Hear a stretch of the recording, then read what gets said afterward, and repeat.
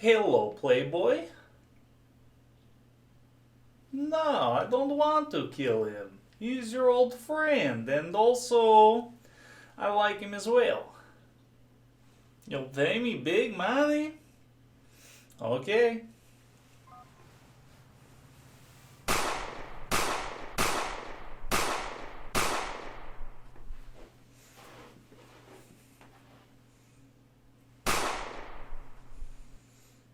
He was the asshole anyway.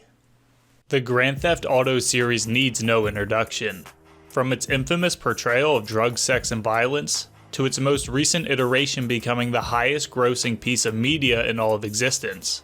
It's needless to say that GTA is a juggernaut in the gaming industry. With the recent announcement of GTA 6 coming in 2025, and GTA 5 still going strong over 10 years later, the series is fresh in everyone's mind. But it's important to remember how we got here, what made GTA what it is today. It's time to go back to Liberty City.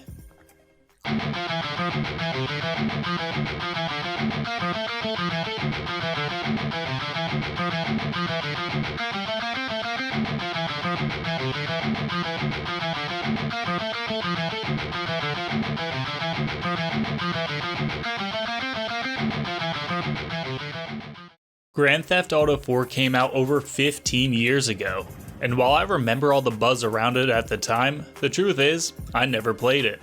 Back in 2008, I was in 8th grade, 14 and not old enough to buy mature rated games myself, and not allowed to get it per the instruction of my parents. To put that into perspective, I'm 30 now, and can murder and fuck all the hookers I want. Take that, Mom. GTA 5 was my first and only experience with the franchise, and I was afraid that the previous game would be a huge step back compared to its sequel. I find that it's typically hard to get into old games in a franchise after having played the newest iteration, but I was pleasantly surprised at what Liberty City had in store for me. You start off an immigrant fresh off the boat, Niko Bellic.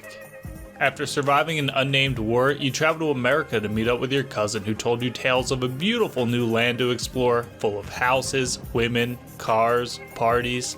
It quickly becomes apparent that your cousin Roman exaggerates everything he says, and that all of his descriptions of Liberty City are closer to his dreams and aspirations than actual reality. The first few hours are incredibly slow. You're mostly just doing remedial tasks for Roman, getting introduced to the characters, and even going on a date while working for Roman's boss Vlad. Obviously, you can't just go from fresh off the boat to organized crime lord overnight, and there needs to be a build-up, but the first 3 hours I found myself a little bored. I feel like they remedied this in GTA 5 with the first mission being a big heist that goes wrong before completely resetting. It started with a big bang before the slow rebuild of Michael's life. And I feel like that really helped me appreciate the slow parts instead of me sitting there just waiting to get into the action. But regardless of the slow start, the stakes rise slowly throughout the 90 plus missions, and you're introduced to new areas, characters, and crime lords. You typically work for someone for a bit, end up killing them, and then working for their boss, starting with Roman's initial boss, Vlad. Half Beach is a small place. My friends will find you. I told you to become. Roman, he was fucking your girlfriend and he was asshole. Shit. Asshole. After killing Vlad, you also learn Roman's real reason for coming to America. During the war, Niko's battalion was betrayed by one of the crew. There were only 3 survivors, including Niko, and one of them is in Liberty City. As you make your way up the organized crime ladder, Niko's overarching goal is to find someone with enough connections to find where his alleged betrayer is. A bit of Niko died that day he lost most of his friends, and he doesn't feel like he has much of a reason to live other than finding out why someone would sell him and his friends out and getting revenge for it. At face value, Rockstar just wants to create an environment for you to have some lighthearted fun while giving you a sandbox to create utter chaos within. But I love how they give you motivation behind it. What kind of person would be okay stealing from and murdering any innocent person in the street? Well, it's someone who feels like they've lost everything, not afraid of dying, not afraid of the consequences of their actions. A person who can't grasp the fact that someone will betray their brothers, and someone who will stop at nothing to get answers. What really captured me in GTA 4 was the realism embedded within the world. Rockstar truly are the best at focusing on the little things that make the world feel so convincing and lived in, despite the outlandish activities going on within it. I mean, for Red Dead Redemption 2, they had a team dedicated to your horse's balls. They made sure the testicles shrank in cold weather. Who else has that much attention to detail? The way all of your friends seemingly live their own lives while you progress through the story missions is absolutely mesmerizing. Your friends will randomly call you to hang out, and if you choose to ignore them, they feel ignored and forgotten. You can call girls and ask them out on dates. Screw you, Michelle, I'll never forget what you did to me. And when characters take a backseat in the main story, you can give them a call just to shoot the shit and fill them in on everything you've done since you last saw them. Towards the end of the story, I gave Roman a call just to see what he was up to. Nico, my cousin, give me some tales of the Liberty City underworld. I'm curious. Maybe if you give me tales of a womanizing gambling addict. That's a low blow, and B. Seriously, what are you up to at the moment? I've been working for Jimmy Pecorino, the head of that Alderney Guido family. Yeah, the head of the family. Is he a big-time gangster like in the movies then? Wants to be. Keeps talking about being powerful. About getting on the commission with the 5 big families. I just hope he's got enough power to be able to find Darko Brevich for me. I hope you'll be able to relax when you do finally find him, Nico. Speak soon. The thing that grabbed me the most was how you can be cruising around listening to the radio and the speakers would buzz when you're about to receive a phone call. I felt like I teleported back in time. Like, oh my god, I forgot that used to happen when your phone was about to ring. I thought I deleted that completely from my memories. You can go bowling, play some pool, and even hit the bars and get pulled over for driving under the influence. I know that GTA 5 expanded on the realistic world and did it better. With 3 playable characters you could switch between at any moment in the open world. But the fact that Rockstar pulled this off all the way back in 2008 is truly remarkable. The best part of GTA 5 was by far the heists. You frequently have multiple smaller missions of preparation setting the stage for a big payday. The mission structure flowed together perfectly before the payoff of executing on your grand scheme. Going back to GTA 4 after that experience, I was initially disappointed with the missions.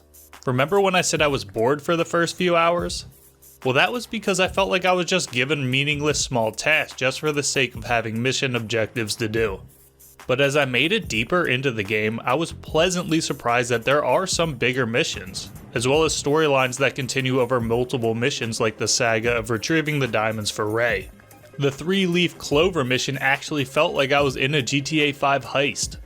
It doesn't quite compare, but you can see what Rockstar was going for. The building blocks are there that were expanded upon in the sequel to make GTA 5 the utter behemoth it is today.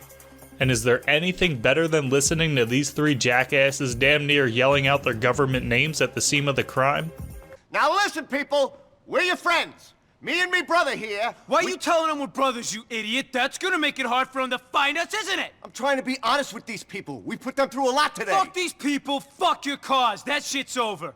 Ireland's not the only thing that's green. Dollars are too. Now you said bloody Ireland. That's gonna narrow the search, ain't it? Fuck you! Take the needle out your arm, then tell me what to do. I'll let you tell me what to do when you stop shoving half of Bolivia up your nose every Saturday night. Motherfucker! Fuck! We told you not to fuck with us! Throughout the game, Nico is completely fueled by a lust for revenge. And in the end, he finally gets his chance. A government agency who is doing dirty work for locates the betrayer Darko Brevich and brings him to Liberty City for Nico to decide his fate. A measly $1,000. That's all it took for Darko to betray his friends and to set Nico down this dark path. You have the option to kill or spare Darko, with Roman telling you just to leave him be since it's not going to make you feel better. I decided to kill him because I felt the need to finish what I started, but what came next surprised me. On the way back, you turn off the radio, and Roman asks how it feels to get your revenge, and Nico just feels empty. The emptiness is what he was trying to get rid of by finding Darko. The emptiness he's had since the day he was betrayed. But getting revenge did nothing for him, and then you just drive the rest of your way home in silence, alone in your own thoughts. All the crimes committed, lives taken, and people hurt, all for this one moment. and it was for nothing. But it doesn't end there. Mr. Pegorino has one last job for you. To move some heroin for Dmitry Raskolov, the man who betrayed you and has been hoping to get you killed for quite some time now. I decided that I needed to take revenge again. Not solely for revenge's sake, but that I couldn't trust Dmitry. I infiltrated the boat I was brought to America on and killed Dmitry. I thought all was over, and Nico could finally rest easy. But at Roman's wedding, Mr. Pegorino ordered a hit squad on us for not doing his bidding, and Nico's love interest, Kate, was killed. One more revenge mission to go as Nico goes to kill Mr. Pegorino. Revenge is something that is explored a lot in video games. You can spend your whole life waiting for your moment to kill someone who crossed you. But is it worth it? It won't bring back the loved ones you lost, and always seems to lead to more violence down the road. Nico needed closure as to why all of his friends were killed, but was it worth the countless people we killed along the way? Was killing Dmitry worth the death of Kate? These are not things I expected to think about when jumping into GTA 4 for the first time. And even with its sequel being out and the game being over 15 years old, I think the realistic world created here, along with the compelling story and timeless characters, makes GTA 4 a game that is still worth experiencing today.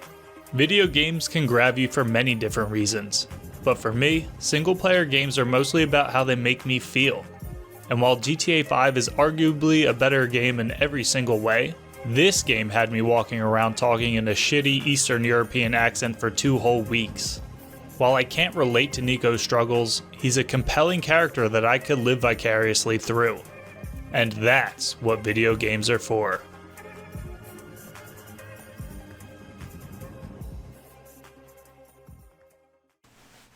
On my way to fuck your bitch. Do not question my loyalty. Don't fuck with me. Don't be asshole.